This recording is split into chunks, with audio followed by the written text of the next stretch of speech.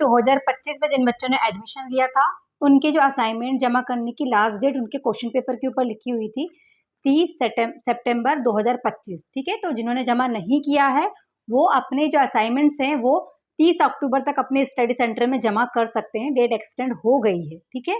तो घबराने की जरूरत नहीं है कि जिन्होंने नहीं जमा कर पाए तो मैडम क्या करें, बार बार मैसेज आ रहा था। मैं बता भी रही थी कि डेट एक्सटेंड होगी, बट कोशिश करते हैं हम कि बच्चे 30 सितंबर तक ही जमा कर दें, ठीक है।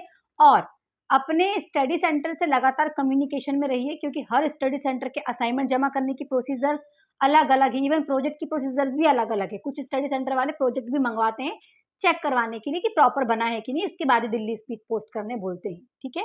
तो लगातार कम्युनिकेट करिए। जैसे एमपी के कुछ स्टडी सेंटर है, वहां पर असाइनमेंट की फाइल तभी जमा करवाई गई है जब उन्होंने अपना एग्जाम फॉर्म भी फिल किया है। एग्जाम फॉर्म की फिल करने की एक कॉपी भी उन्होंने मांगा है असाइनमेंट के साथ, ठीक। जैसे प्रोजेक्ट के साथ तो जाती है, लेकिन असाइनमेंट के साथ भी मांगा है बहुत जगहों में, ठीक है। तो इसीलिए अपने स्टडी सेंटर वालों से कम्युनिकेट करते रहिए और कोशिश करिए कि आप अपने असाइनमेंट की फाइल जमा करने जाने से पहले अपने स्टूडेंट आईडी कार्ड, अपनी फीस की रिसिप्ट है ना, अपने एडमिशन के कागज, ये सब चीजें साथ में लेके जाइए ताकि बहुत दूर हो तो आपको परेशानी ना हो।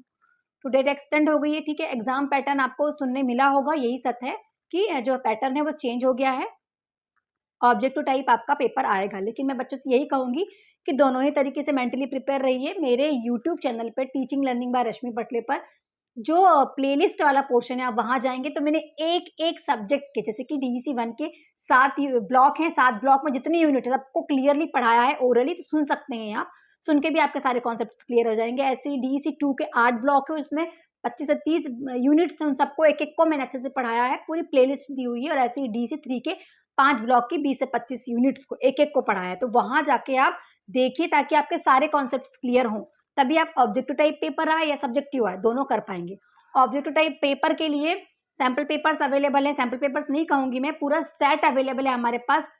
जो सब्जेक्ट वाइज में ब्लॉक वाइज इंपॉर्टेंट क्वेश्चन का पूरा कलेक्शन है। क्वेश्चन बैंक जिसको कहूंगी, अगर परचेस करना है तो आप परचेस कर सकते हैं। डिटेल्स आपको दिख रही है। मिनिमम चार्जेस में आपको बहुत ही ऑथेंटिक क्वेश्चंस, क्योंकि पहली बार पेपर होने वाला है तो पूरी बुक को एक एक ब्लॉक को पढ़ के उसमें से इंपॉर्टेंट क्वेश्चन निकाल के प्रिपेयर किया गया है जो आपके एग्जाम्स के लिए मोस्ट इंपॉर्टेंट है। बाकी पढ़ना सब कुछ है, डिटेल पढ़ने के लिए प्लेलिस्ट पे जाइए और पूरे एक एक ब्लॉक के एक एक यूनिट्स को अच्छे से पढ़ लीजिए ताकि आपके पूरे ही कॉन्सेप्ट क्लियर हो जाए। उसके बाद प्रैक्टिस के लिए आप जो है क्वेश्चन बैंक ले सकते हैं, इससे अपने एग्जाम्स की प्रिपरेशन हो जाएगी। दिसंबर तक आपको अपने सब काम कर लेने हैं। अगर प्रोजेक्ट भी रह गया है तो डेट आपके दिसंबर तक जाती है। जो भी चीजें परचेस करना डिटेल आपको दिख रही है, लाइक शेयर सब्सक्राइब करना मत भूलिएगा। Thank you so much.